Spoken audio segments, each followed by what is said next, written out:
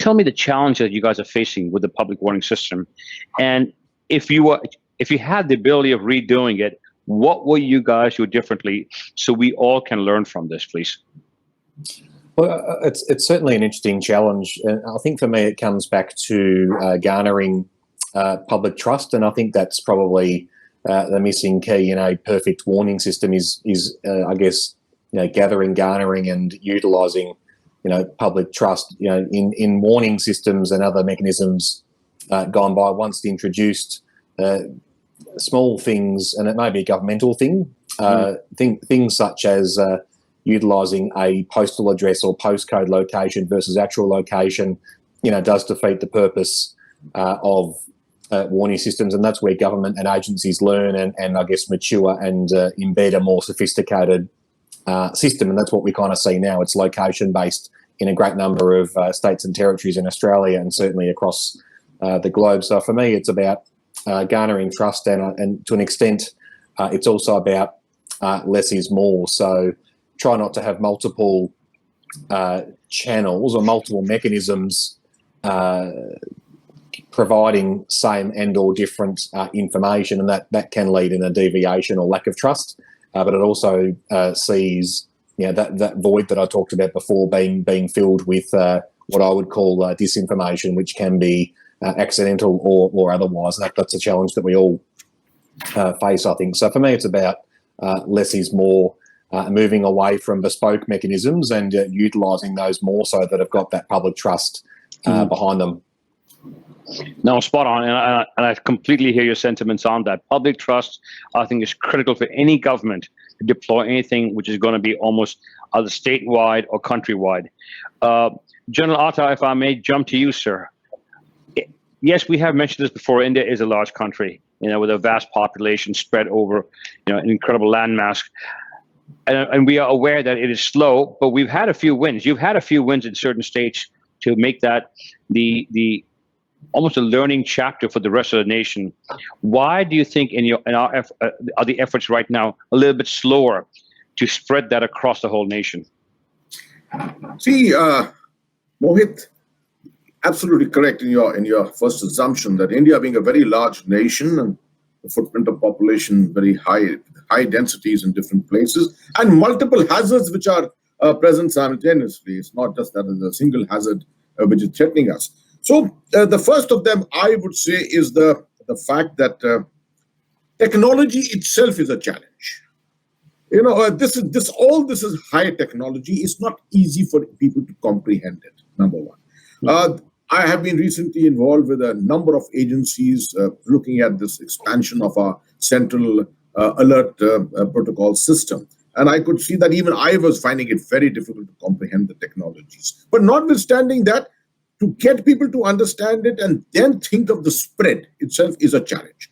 Secondly, in these times, funding is becoming a bit of a challenge. COVID times, I suppose we will overcome that subsequently. Third thing is the structures. You see, we have got 36 state disaster management authorities under the National Disaster Management Authority. And then we have got 750 district disaster management authorities. Now, to get all of them on a common wavelength of understanding is itself a major challenge, I would say. Then, of course, is the credibility. It's increasing by the day. The recent cyclone experience in the month of May, June of this year has been very, very good. I think things learned from there will probably help us to propel this a little more.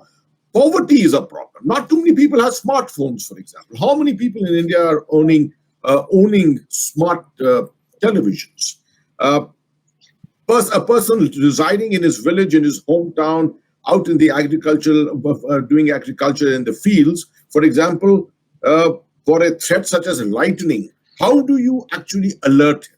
Because there's no means. He's got his telephone kept, a mobile phone, which is just a normal mobile phone, kept away at some place. So 3 or 4 hours that he's working in the fields in the morning, there is no way by which you're communicating with him. Yeah, these are very, very practical aspects of alerting. So you have to actually start using loudspeakers, and you've got to start using microphones and send vehicles around villages, particularly because the warning, the time between warning and the strike for example, in a hazard such as lightning, is very, very small. It can be just about an hour, 2 hours, and that's about all. And that this is a particular hazard which I think very many parts of the world are not very much aware of. We have lost them over 400, 500 people this year just due to lightning. And the last of them is reasons I would say is some areas are sparsely populated, and so perhaps don't have the technological means to reach them. Particularly avalanche warnings, I would say. And our agencies are being able to predict avalanches to some extent, but to reach out to the populations which reside in those areas is becoming a challenge by itself, because we don't perhaps have the technological means to reach them there itself. So I suppose it is a matter of time, more education, better information, education and communication systems, IEC, as what we are deeply involved with at the moment. And I'm very confident that my authority, with the kind of push that it is giving at the moment, will be able to achieve a far higher level of credibility in this whole system. Well, thank you for that. And that's quite insightful and definitely in the right direction, sir. So Malcolm, coming to you. You do have a public warning system deployed in Western Australia.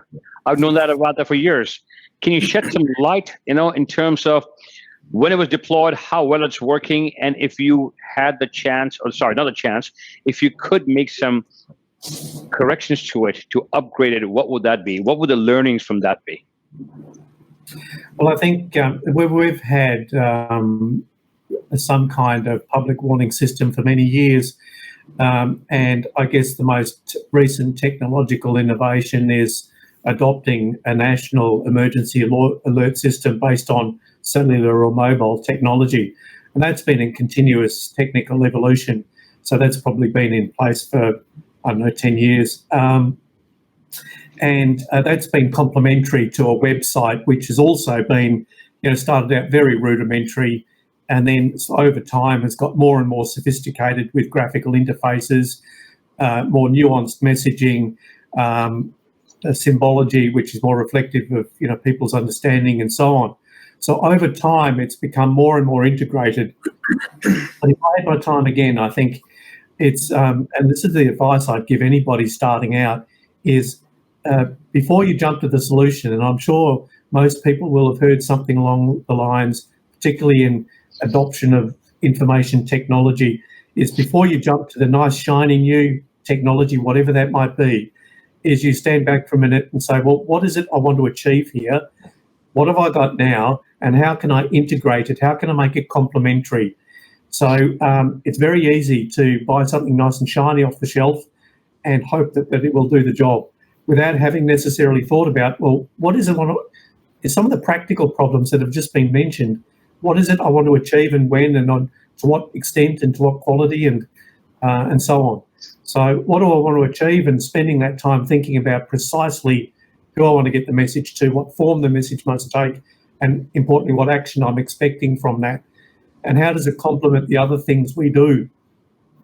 So without which I think you'll simply be bumbling along, adopting technology, wasting a lot of money, and then finally you'll get to the point where you've discovered what you want to do, and in the meantime you've wasted a lot of time and effort.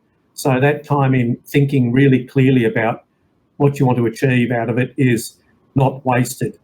And of course, I think keeping it nice and simple, I think is one of the lessons we've learned, and having a greater, and we're only discovering this now, given some recent reviews in Australia as a result of the devastating bushfires in the East Coast, that jurisdictions have to some extent been going it alone in terms of symbology in maps, for instance. So if you cross state borders from Western Australia to other states, the symbol for a particular hazard is different. And we now realise that that's perhaps not such a good idea, and that we need over time to align ourselves and standardise much more effectively, because people will one day, very soon, hopefully, become mobile again, and travellers will expect the same standard of service and have the same expectations wherever they might be. No, absolutely. So I like what you're saying in terms of let's not run out and buy the next new shiny toy. let's see what we really have, assess that, and then look for a solution. Knut, let me put you on the spot over here. Since you do have an Everbridge solution, why should government switch to the Everbridge solution when they have some sort of a solution already deployed? Well, that's an easy one. How much time do we have? 2 minutes from me. No, so well, no, that's actually a very important question, and I think what you say here, Mal, is resonating a lot with our philosophy as well. And I think for Everbridge, one reason why we moved quite aggressively forward and over the last years to actually make sure we have all the technologies that needs to be in place for a public warning system. We have those in-house, and we basically have our cell broadcast technology, we have our location-based SMS technology, we support any other channel over voice, address-based alerting, SMS, of course, all the traditional alertings, also CAP, as the Lieutenant General mentions, is of course supported in this. So what this has done for us is that we have moved away from being technology agnostic. We really focus on talking with the governments and the customers around the world, understand their requirements, understand where they are, and again, as back to the initial part here, define the journey together with them. So I think that's maybe where Everbridge as a provider of public warning stands out. We basically support every technology. We don't have a need to push for any particular one, and this is very, very important actually to succeed in a country. Exactly which has been said by all panel debatants today. So I think that's really key. Then another thing is to be able to have a sort of the life cycle support, has been mentioned several times as well. It's not just about alerting immediately or fast in a critical event situation. Of course, if you have a tsunami hitting your coast in 3 minutes from now, that is a very, very different scenario from a bushfire developing over days or weeks or even months, right? And as we heard, there are so many other important aspects of preparing for that situation. But also in the alerting and the orchestration of those situations, you need entirely different scenarios, and you need a combination of channels and methodologies to engage with the population. Not just alerting, but also staying in touch with people within the area, actually allowing for two-way communication with people that are in need for help, for instance. Follow up people after they have actually left an incident area and gone on to some other location. You might need to reach out to these people also at that location. So all these things are things we have developed into the Everbridge platform and offering over the years, so that we can offer a complete end-to-end solution. We've deployed to more than national deployments in more than 10 countries, and I think we are the only vendor that has deployed the national system and all the channels and the telco part as well. And we have more than 5,000 customers on the critical event management area from our US customer base, and more than 500 state and local government deployments on critical event management. So I think those are probably the ones that I would like to mention on your question there.